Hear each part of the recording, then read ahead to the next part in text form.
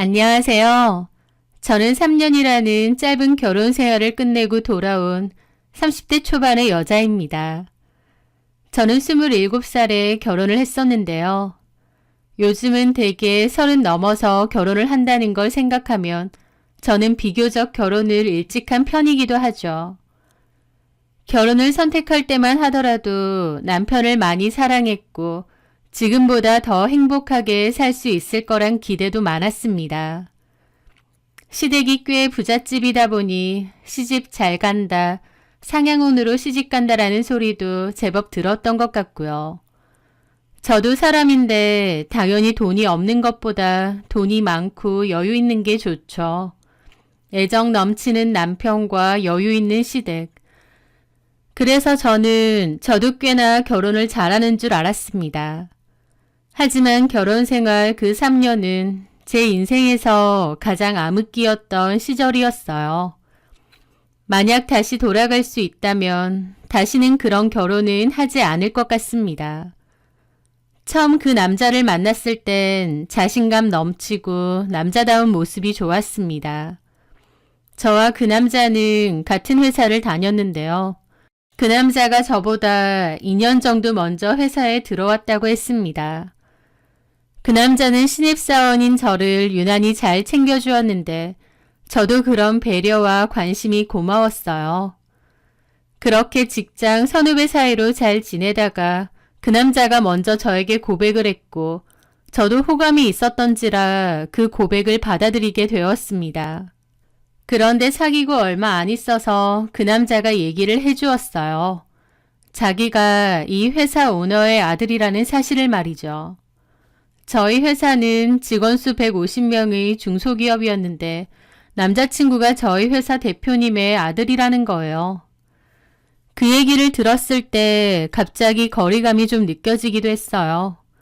왜냐면 저희 집은 상대적으로 좀 평범한 편이고 저도 그런 사람이기 때문이었죠. 게다가 회사 사람들에게 남친 어머님에 대한 소문은 간간히 들었습니다. 회사 대표의 사모님이 본처랑 이혼하고 나서 들인 둘째 와이프인데 성격도 장난 아니고 기도 엄청 세다는 소문을 말이죠. 그런 소문을 들었을 땐 그런가 보다 하고 말았는데 그분이 바로 제 남자친구의 어머님이라고 생각하니 너무 놀랍기도 하고 부담스럽기도 하더라고요. 회사 대표님 아들이면서 왜 평사원으로 회사를 다니느냐 했더니 아버지가 회사 기본적인 실무를 알아야 나중에 경영도 잘 할 수 있다며 5년까지는 그렇게 다니라고 했답니다. 저희 회사가 엄청 큰 회사는 아니지만 그래도 웬만한 규모의 중소기업인데 남친이 그런 회사 대표의 아들이라고 하니 저는 연애를 시작하자마자 부담감이 더 컸습니다. 하지만 그 남자는 그런 외부적인 조건은 중요한 게 아니라면서 우리가 서로 마음이 끌렸고 어떤 조건 같은 걸 따진 게 아니지 않느냐 하더라고요. 그러면서 자기는 결혼도 저 같은 여자랑 하고 싶다고 했습니다. 제가 오래전부터 자기가 원했던 이상형 같은 존재라고 하면서요. 남친의 진심이 느껴졌기에 저도 그 남자에게 마음을 열고 잘 만났던 것 같아요.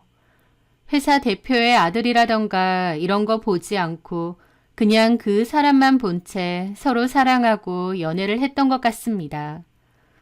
그렇게 1년 반 정도 만났는데 그 남자는 결혼을 하자고 했습니다. 하지만 남친네 부모님, 특히 어머님은 저를 몹시 반대하시고 마음에 안 들어 하셨어요. 저랑은 연애만 하지 뭐하러 결혼까지 하느냐 그랬다는 것 같더라고요. 남친네 어머님은 훨씬 좋은 조건, 좋은 집안의 여자를 며느리로 맞이하고 싶어 하셨어요. 하지만 남친이 완강하게 저랑 결혼을 하겠다는 뜻을 내세웠습니다. 그 후에 저는 무슨 드라마 같은 상황을 겪기도 했어요. 남친 어머님이 저에게 따라와서 집안의 격이 안 맞지 않느냐고 헤어지라고 종용하신 적도 있고 결국 저도 고민 끝에 남친과 헤어진 적도 있었습니다. 제 앞에서 집안의 격이 어떻고 하시는데 저도 이런 집으로 시집가고 싶진 않았거든요. 그런데 그 후에 남친이 아예 집을 나왔습니다. 저랑 결혼 안 시켜주면 집에 안 들어갈 거라고 하면서요. 남친도 그때는 저랑 결혼을 하겠다는 필사적인 의지가 있었던 것 같고 그걸 다 지켜본 저는 남친에게 너무 고맙고 미안하고 그랬죠. 내가 뭐라고 저렇게까지 하나 싶고요. 하여튼 그런 투쟁 끝에 결국 결혼 승낙 받았고 남친과 저는 겨우 결혼을 하게 되었습니다. 누군가는 저에게 남자 잘 꼬셔서 부잣집 시집 간다고도 했지만 사실 저는 그 남자가 부자든 아니든 그런 게 중요하지는 않았습니다. 그냥 저한테 그 정도로 진심을 보여주는 남자라는 사실이 저에게는 너무 크게 다가왔던 거거든요. 그렇게 결혼을 하기로 했는데 어머님이 저에게 그러시더라고요. 결혼하자마자 아이부터 가지라고요. 허니문 베이비면 더 좋다고요. 어머님은 아들 그리고 아이에 엄청 집착을 하시는 분이었습니다. 그런데 그 이유를 알고 보니 어머님이 아버님의 둘째 와이프잖아요. 그 전에 이혼했던 첫째 와이프가 아이를 못 낳아서 이혼했던 거라더군요. 그 후에 남친 어머님이 제 남친을 임신하면서 둘째 와이프 자리를 꿰찬 거라고 하고요. 본인이 자식으로 인해 사모님 자리를 꿰찬 거다 보니 자식이 몹시 중요하신 분이었습니다. 그래서 저보고도 아이는 많이 낳을수록 좋다면서 또 이왕이면 딸보다는 아들을 낳아달라고 하더라고요. 제가 무슨 아들, 딸 선택하는 것도 아닌데 반드시 아들을 낳으라고 몇 번이나 강조하셨고 저는 결혼을 큰 부담을 짊어지고 시작하게 되었습니다. 그렇게 결혼을 하고 남편과 저는 신혼 때부터 바로 아이를 갖기 위해 노력을 했습니다. 둘 다 나이가 그렇게 많지도 않았기에 금방 아이가 생길 거라고 생각했어요. 그런데 제 예상과 달리 아이는 잘 생기지 않았습니다. 어머님은 전화를 해서 소식 없느냐고 물어보시는 게 매일 반복되는 하루 일과였습니다.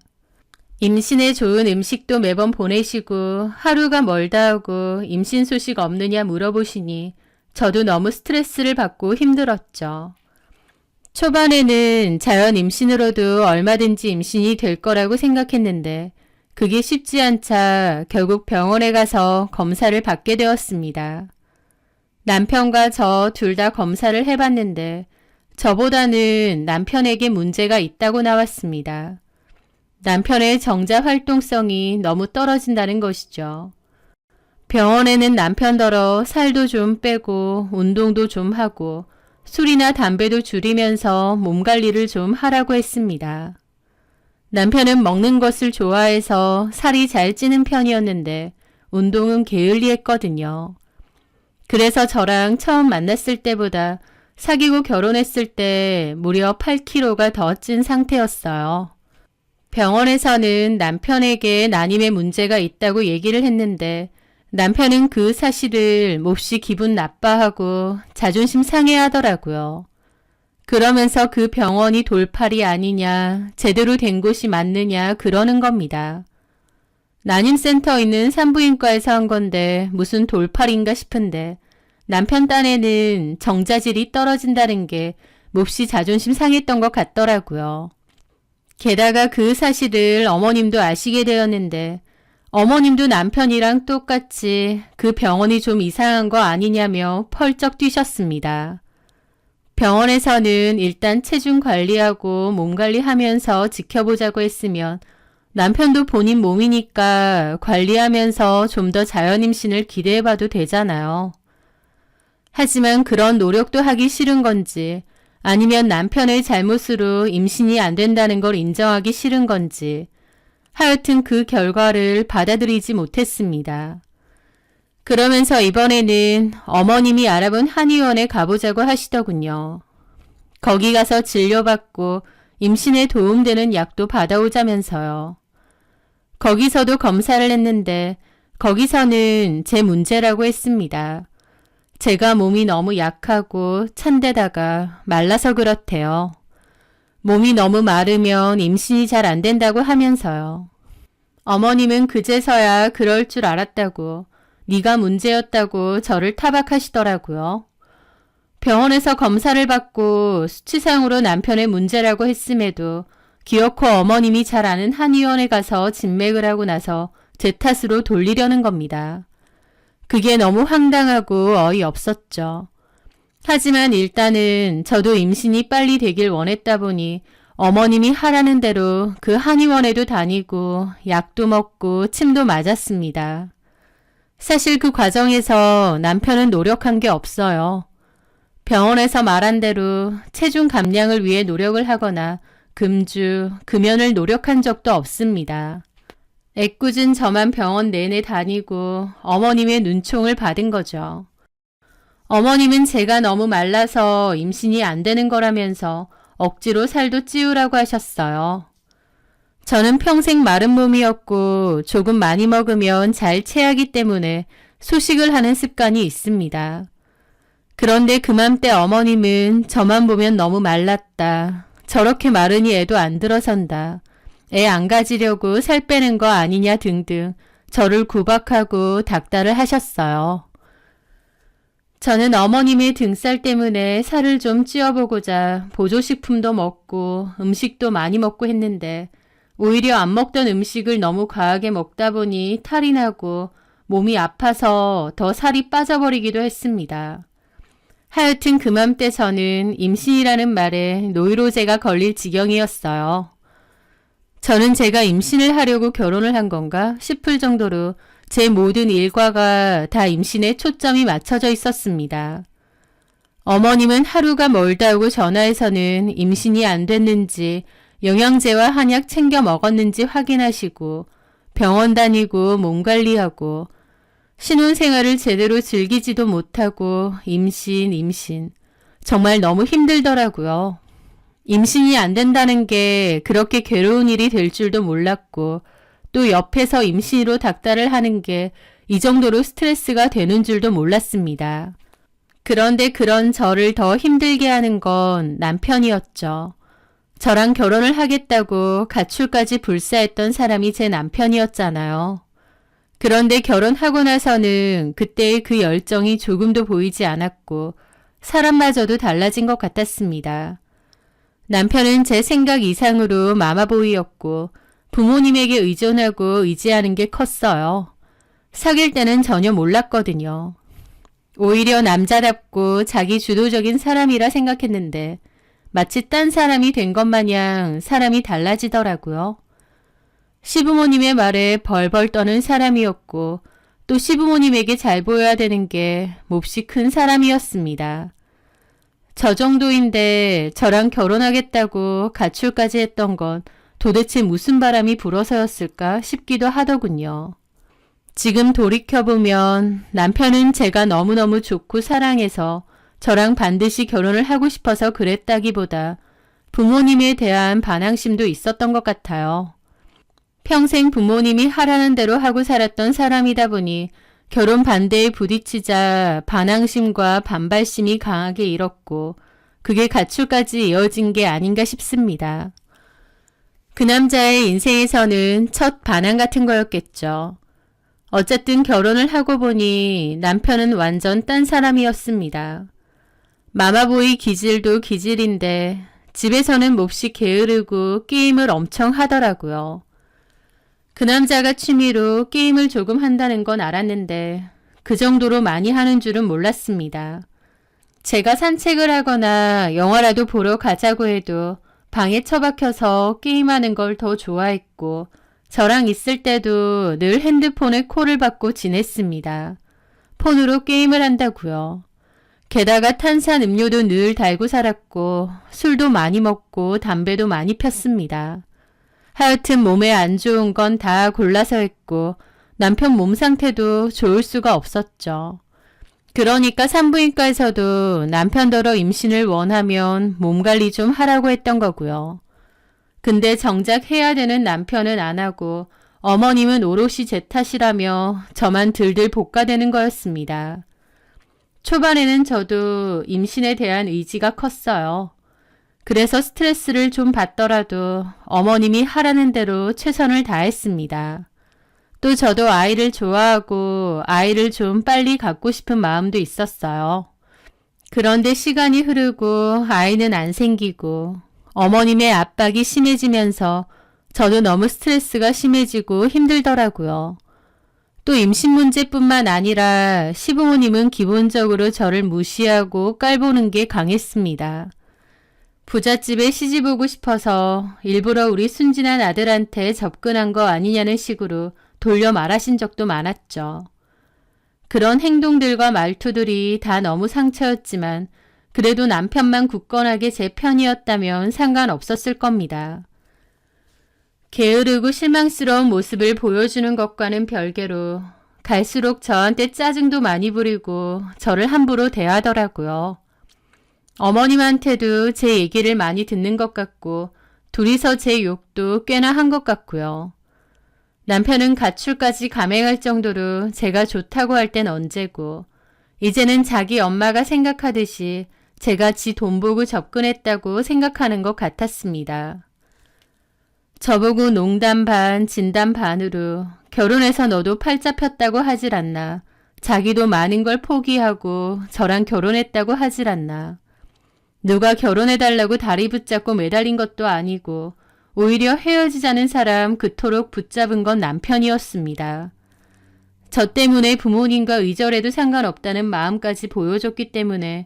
저 때문에 부모님과 의절해도 상관없다는 마음까지 보여줬기 때문에 저도 그 마음이 고마워서 남편과 결혼을 결심했던 거고요. 그런데 이제 와서 지네 엄마가 하는 말 똑같이 하면서 저를 작정하고 취집했는데 애 하나도 못 가지는 여자 취급을 하더라고요. 저는 결혼하고 행복하지 않았고 오히려 더 외롭고 힘들고 상처도 많았습니다. 나중에는 임신을 위해 시험관 시술까지 했는데도 실패가 거듭되었어요. 시험관 시술 준비를 한다는 게 그토록 힘든 일인 줄 몰랐습니다. 임신도 안 되고 남편과 어머님의 말 때문에 자존감도 떨어지고 몸도 상하고 우울해지기까지 했죠. 저는 원래 성격이 나름 꼬인 데 없이 긍정적인 편이라고 생각했는데 결혼 생활 도중 성격도 상당히 많이 달라졌습니다. 예민해지고 늘 곤두서 있고요. 마지막 시험관 시술도 실패를 하고 나서 병원에서는 제 몸 상태가 너무 안 좋아졌으니 당분간은 좀 쉬어야 된다고 하더라고요. 그래서 좀 쉬려던 참이었다가 시댁에 가게 되었습니다. 어머님은 작정한 듯 저에게 퍼부으시더라고요. 내가 너한테 뭘 바랬어? 그저 아들만 낳아달라. 그거 말고 뭘 바랬느냐고. 그 쉬운 거 하나 못해서 3년 가까이 이러고 있니? 집안 차이 나고 그다지 볼 거 없는 너. 젊고 서로 좋아 죽으니 아이는 많이 가지겠다 싶어서 눈 딱 감고 결혼시켰더니 아니 이게 뭐냐고. 너 사실 몸에 문제 있는 거 맞지? 근데 그거 숨기고 결혼한 거 아니야? 쉬기는 뭘 쉬어. 임신될 때까지 더 진행해. 라는데 저도 속에서 뭔가 뚝 하고 끊어지는 기분이 들더라고요. 제가 누르면 애가 툭 나오는 자판기예요? 뭐? 제가 몇 번이나 말씀드려요. 저희가 임신 안 되는 건 어머님 아들 문제가 더 크다고요. 어머님 아들 정자의 질이 너무 안 좋고 수도 별로 없대요. 그런데 제가 무슨 수로 아이를 가져요? 시험관 하는 것도요. 그나마 그 상태 안 좋은 정자 가져다가 그나마 고르고 골라서 하는 거라는데 시험관을 해도 임신이 안 될 정도로 상태가 안 좋다는데 그걸 제가 뭘 어쩌냐고요. 저도 완전 폭발해서 따졌습니다. 여태까지는 어머님이 그런 말을 해도 그냥 입 다물고 가만히 있었어요. 그런데 저도 더 이상은 못 참겠더라고요. 참고 싶지도 않고요.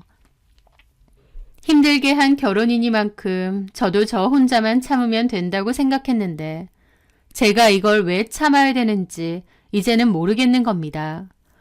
막말로 부잣집 시집 와서 제가 뭐 대단한 호사 누리며 산 것도 아니고 온갖 스트레스, 상처 받아가며 버틴 것뿐인데요.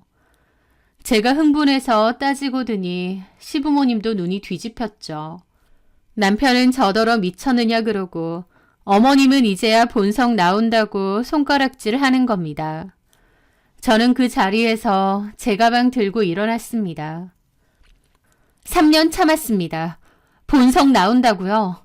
3년 참다가 본성 나온 거면 저도 어지간히 참고 참은 거 아닌가요? 이제 저도 안 참겠습니다. 오냐, 참지 마라. 임신도 못하는 거 우리도 싫다. 강호성, 너 얘랑 당장 이혼해라. 그 말에 남편은 대답을 않더라고요. 그랬더니 아버님이 갑자기 남편 머리통을 때리는 겁니다. 대답 안 해! 너 저 물건이랑 이혼하라고 너네 엄마가 말하잖아! 아버님은 어머님처럼 막 대놓고 잔소리를 하지는 않았지만 은근하게 저를 무시하고 투명인간 취급하는 편이었습니다. 사실 어머님만큼이나 아버님에게도 너무 상처 많이 받았죠. 그리고 아무리 그래도 결혼까지 한 30대 아들 머리통을 때리다니 진짜 미친 집구석인가 싶었습니다. 남편은 아버님까지 생 난리를 치니까 알겠다고 저랑 이혼하겠다고 하더라고요. 와이프 앞에서 머리통까지 맞고 아버님 말대로 알겠다고 하는데 진짜 모든 정이 확 식었습니다. 저는 알겠다고 나도 더 이상 같이 살 생각 없다고 말하고 그 자리에서 가방 챙겨 자리를 떠났습니다. 그 이후로 바로 저는 친정으로 갔고 협의 이혼 진행하게 되었어요. 서로 이혼에 합의를 했기 때문에 이혼은 일사천리였습니다. 저는 시댁의 무리한 임신 요구 때문에 이혼을 하는 거기 때문에 그에 따른 위자료 청구 소송은 했어요. 솔직히 그것 때문에 이혼하는 것도 맞고 맨날 자기들 돈 자랑도 했으면서 그 돈 몇천도 주기 싫어서 악착같이 소송에 임하더라고요. 어쨌든 우여곡절 끝에 저한테 유리한 대로 끝이 나서 생각보다 적은 금액이긴 하지만 위자료는 받았습니다. 그렇게 저의 짧은 결혼 생활은 끝이 났어요. 저에게는 상처와 후회만 남긴 결혼 생활이긴 하지만 그래도 끝이 나니 뭔가 해방된 기분도 들고 자유롭기도 했습니다. 이혼녀라는 꼬리표가 생겼고 남는 것도 없는 결혼 생활이긴 하지만 그래도 뭔가 이제 임신 스트레스 없이 편하게 살 수 있겠구나. 그것만으로도 마음이 편하더라고요. 그 후 저는 바로 취업 준비를 했는데요.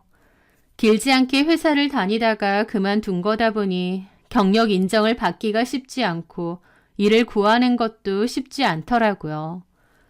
주변에서는 저더러 부잣집 시집가서 편하게 살다가 이제 와서 일하려고 하면 쉽겠느냐고도 했는데 저는 솔직히 그런 거 다 상관없었습니다. 저를 찾아줄 수 있는 곳이기만 하다면 다 상관없다고 생각했죠. 그러다가 한 호텔 사무관리직으로 운 좋게 자리를 얻게 되었습니다.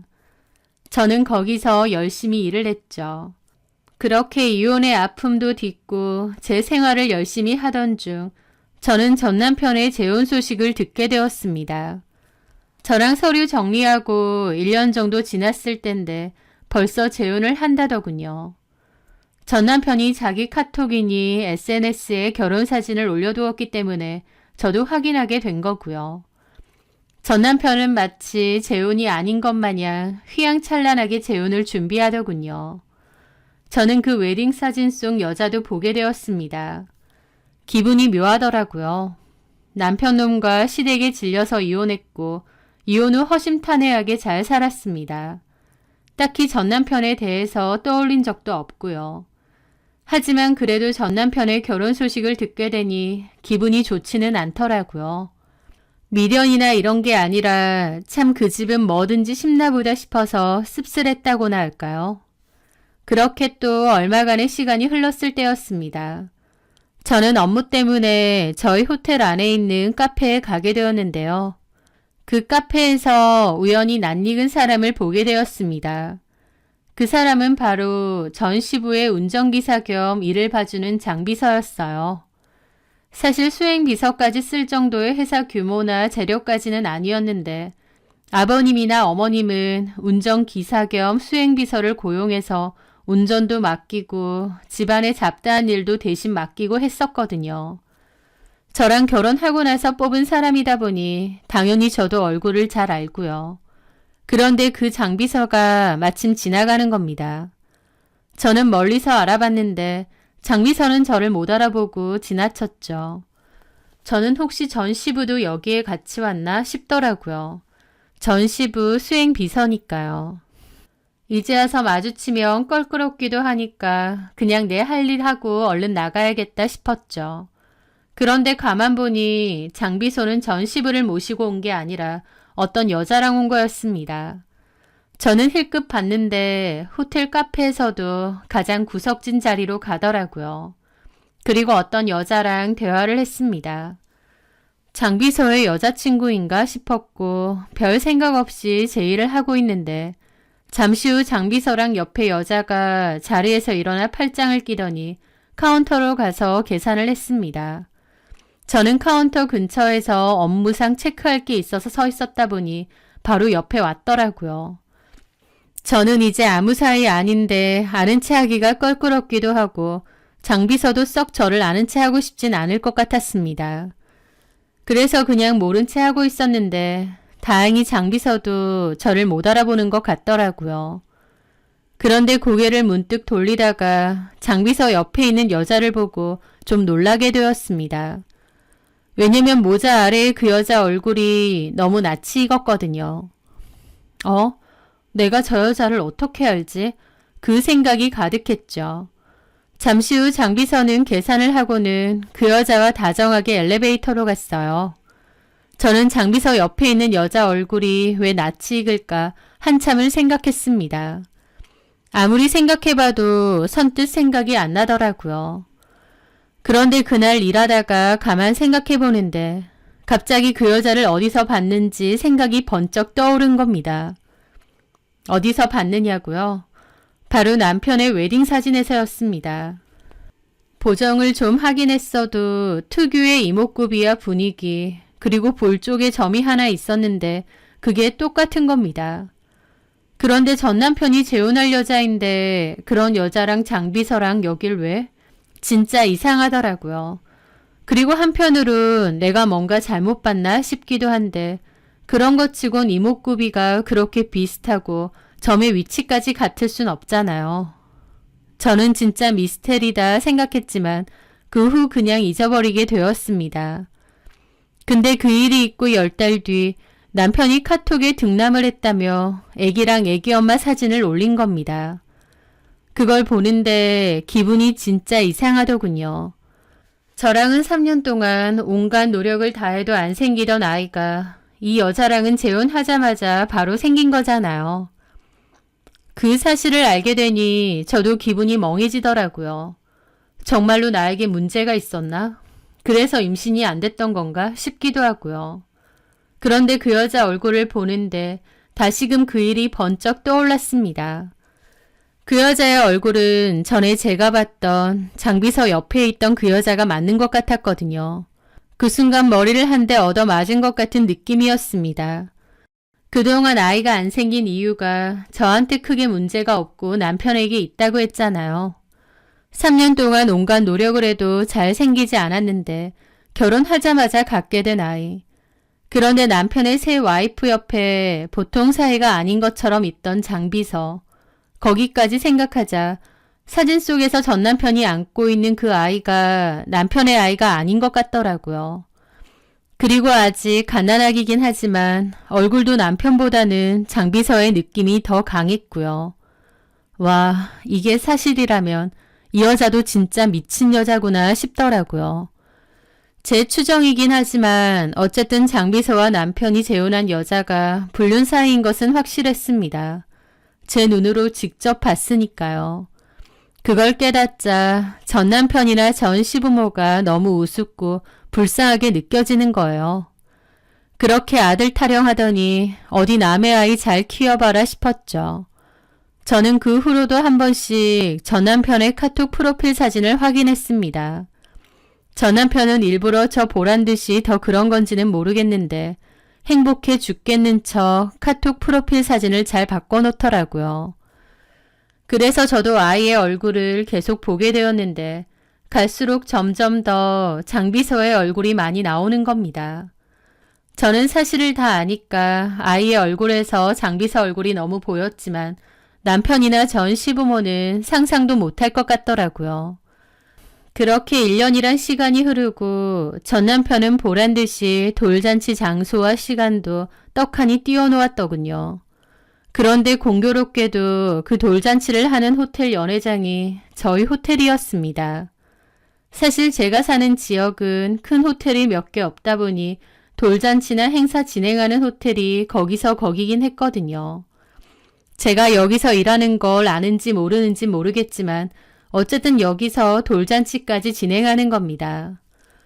저는 돌잔치를 하는 당일날 어차피 출근하는 날이기도 했고 또 직접 두 눈으로 보고 싶기도 했습니다.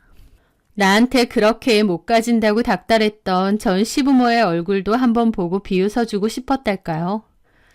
그렇게 저는 그 시간에 맞춰 연회장에 가게 되었습니다. 사람도 엄청 부르고 왁자지껄하게 돌잔치를 진행하더라고요. 저는 멀찌감치 팔짱 끼고 그 모습을 바라봤습니다. 그러면서 주변을 둘러봤는데 진짜 놀랐어요. 장비서도 한켠에 앉아서 박수치면서 그 모습을 보고 있는 거예요. 와, 그게 얼마나 소름 끼치던지요. 저 여자나 장비서나 진짜 미쳤구나 싶고요. 그렇게 생각하던 찰나에 갑자기 누가 저에게 말을 걸었습니다. 어머, 이게 누구야? 너 여기서 뭐 하는 거니? 그 물음에 보니 한복을 입은 전시모가 기가 막히다는 표정으로 저를 보고 있더라고요. 네가 여기 왜 있어? 왜 있긴요. 제 직장이니까요. 그제야 어머님은 제 가슴켠에 있는 명찰을 보시더라고요. 너 여기서 일하니? 네. 아이고 하면서 저를 위아래로 훑어보시더라고요. 부잣집 작은 사모님으로 지내다가 여기서 이러고 있는 거 보니 불쌍하다 불쌍해. 우리 아들 보이지? 너랑 이혼하고 재혼하자마자 아이 생겼다. 이제야 알겠지? 임신 안 되는 거 네 잘못이었다는 걸. 아휴 무섭다 무서워. 무슨 미련이 남아서 여기서 이걸 지켜보고 있어? 있을 때나 잘하지. 하면서 저를 비웃더라고요. 저 열받으라고 하는 소리인데 상황을 다 알다 보니 열받기는커녕 그냥 웃음만 나오더라고요. 강우성 어머니, 저는 이 호텔 직원이고 지금 일하는 차원에서 와 있는 것뿐이에요. 미련이라뇨. 3년 넘게 며느리 닥달하고 임신 노래를 부르던 그런 미친 집구석에서 뛰쳐나왔는데 제가 미련이 있을 리가 없죠. 뭐야? 미친 집구석? 나 참 뚫린 입이라고. 야, 이리고 뭐고 썩 꺼져. 재수없게 왜 이건처를 맴돌고 난리야. 임신도 못해서 소방 맞은 게. 라길래 제가 그랬습니다. 임신도 못해서 저 쫓아내신 건 맞죠. 근데 그 임신 누구 때문에 못했는데요. 어머님 아들이 거의 고자였잖아요. 고자. 그 말에 어머님 눈이 확 돌아가더라고요. 이게 미쳤나? 누구더러 고자 소리를 해? 야, 네 눈으로 보고도 모르냐? 고자가 저렇게 애 낳고 돌잔치까지 해? 어디서 하자 있는 게 남의 아들더러 고자니 뭐니 개소리를 해? 라더군요. 그래서 제가 그랬습니다. 네, 축하드려요. 손주 돌잔치. 이제 와서 보니까 아이가 정말 아빠를 많이 닮았네요. 눈도 크고 코도 오똑하니 남자답네요. 근데 어머님 아들인 강우성하고는 영 딴판이네요. 강우성은 눈도 작고 넙대대하고 살도 쪄가지고 하여튼 시도둑 못한다더니 아이가 자기 아빠 쏙 빼닮았나 봐요. 제 말에 전 시모 얼굴이 일그러졌습니다. 너 그게 무슨 소리니? 우리 우영이가 자기 아빠랑 닮았다니. 우리 호성이가 우영이 아빠인데 뭔 개뼈다구 같은 소리야? 그래도 한때 가족으로 지냈던 정이 있어서 제가 말씀드릴게요. 손주 이름이 우영이라고요. 그 우영이 친아빠가 정말 어머님 아들이 맞긴 해요. 뭐라고? 야, 너 미쳤니? 실은 제가 10개월 정도 전에 어머님 세며느리 봤거든요. 이 호텔에서. 어떤 남자랑 있던데요. 아, 저기 있네요. 장비서. 장비서랑 어머님 세며느리가 같이 오붓하게 시간 보내던데요. 저는 전 시모에게 폭탄을 터뜨렸습니다. 사실 그날 그냥 지켜보기만 하려고 했는데 전시모가 와서 살살 긁는 소리를 하니 저도 폭발한 거죠. 제 말에 전시모는 어이가 없다는 표정만 짓더라고요. 이게 미쳤나? 어디서 그딴 소리를? 애 얼굴이 강우성이랑은 안 닮고 장비서랑 닮았는데 그런 생각은 안 하셨나 보다.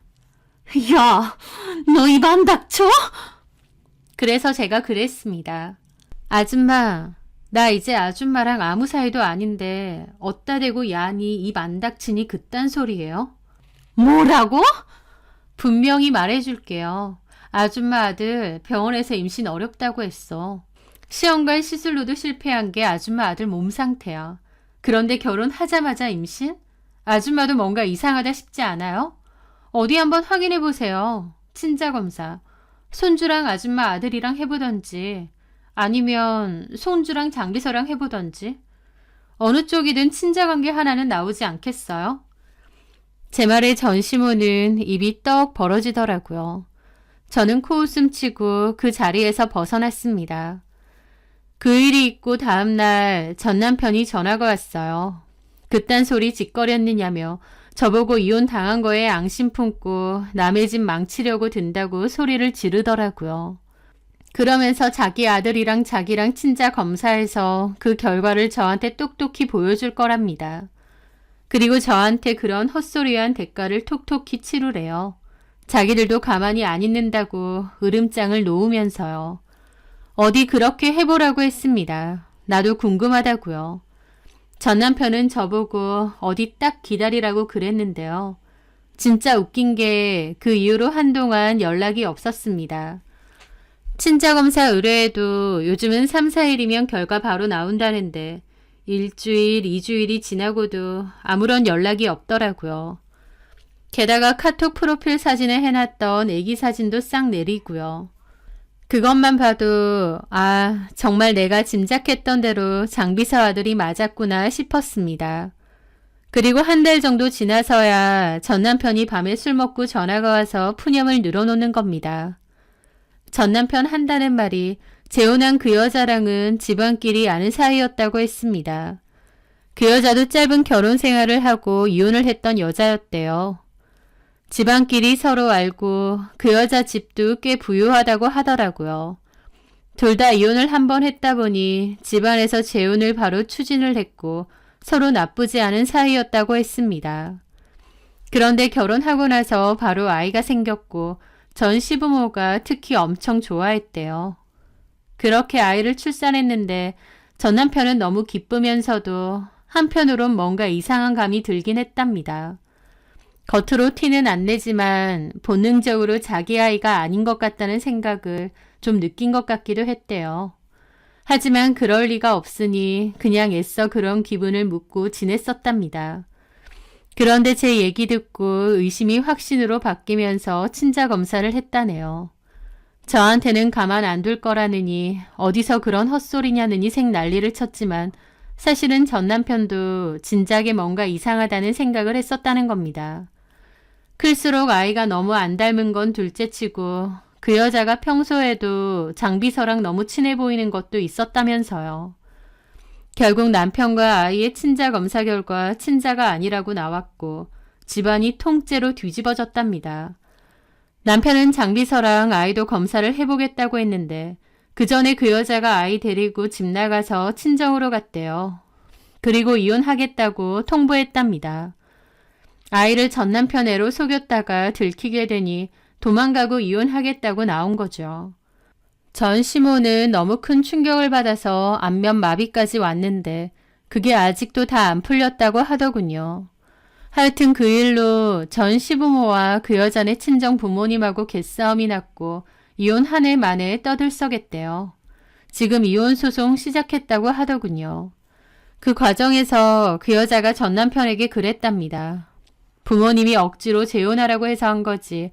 너 같은 남자는 매력도 없고 더 같이 살고 싶지도 않았다고. 장비서가 훨씬 남자답고 매력있다며 퍼부었답니다. 전 남편은 그걸 저한테 전화해서 그 여자 욕하고 분노를 터뜨리던데 듣고 있는 저는 어처구니가 없었죠. 그래서 말 끊으면서 그랬습니다. 그래, 잘 들었다. 나도 궁금했는데 네가 알아서 얘기해주니 궁금증 이제 잘 풀렸네. 영재야, 나 너무 비참하고 힘들다. 제대로 농락당했어. 내 새끼도 아닌데 1년을 내 새끼로 키웠다니. 이게 말이 되니? 그래서 제가 그랬습니다. 네 문제로 애 못 낳은 건데도 니네 집에서 3년이나 욕 처먹은 나도 있는데 뭐 그 정도 갖고 그러니? 뭐? 나한테 뭔 소리 듣고 싶어서 전화했는지 모르겠는데 나는 너 그 꼴 됐다는 거 보니 오히려 속 시원하다. 네 팔자에도 없는 애 아빠 노릇 1년 한 거네. 좋게 생각하고 그냥 잊어버리는 게 네 정신건강에도 좋을 거다. 뭐라고? 야, 너 말 다 했어? 이제 알겠지? 너는 그냥은 절대 임신이 안 되는 몸이야. 그런데도 너네 엄마는 그저 며느리 탓만 했지. 남의 집 자식한테 뭐라고 하기 전에 본인 아들이나 잘 보라 그래. 그리고 너도 더 이상 나한테 이딴 걸로 연락하지 마. 너 그 꼴 났다는 소식 들었으니까 나도 그걸로 충분해. 이제 더 이상 네 소식 안 들어도 되겠다. 저는 그렇게 전화를 끊었습니다. 그 후에는 아예 전남편 연락처 싹 차단했어요. 3년 동안 구박만 받다가 임신 못해서 쫓겨났다는 사실이 한 번씩 너무 열받고 속이 끓을 때도 많았는데요. 기껏 새로 들인 새며느리가 뒤통수 제대로 친 얘기를 전해 들으니 제 속이 다 편안하더라고요. 전 남편은 정자 활동성이 없고 시험관 시술도 안 돼서 임신이 어려운 사람인데 제가 전 남편에게 말했던 것처럼 팔자에도 없는 애 아빠 노릇 1년 했다 생각하고 넘어가야지 뭐 어쩌겠나요. 자기들이 저한테 상처 준 거 생각하면 그 정도는 아무것도 아니죠. 저는 이제야 비로소 전 남편과 전 시댁에 대한 감정들을 내려놓게 된 것 같아요. 저는 더 이상 전 남편 카톡이나 SNS를 확인하지 않습니다. 이제 궁금하지도 않거든요. 상처뿐인 짧은 결혼 생활과 이혼의 아픔은 있었지만 그런 상처를 발판 삼아 더 씩씩하게 잘 살아가려 합니다. 제 사연 들어주셔서 감사합니다.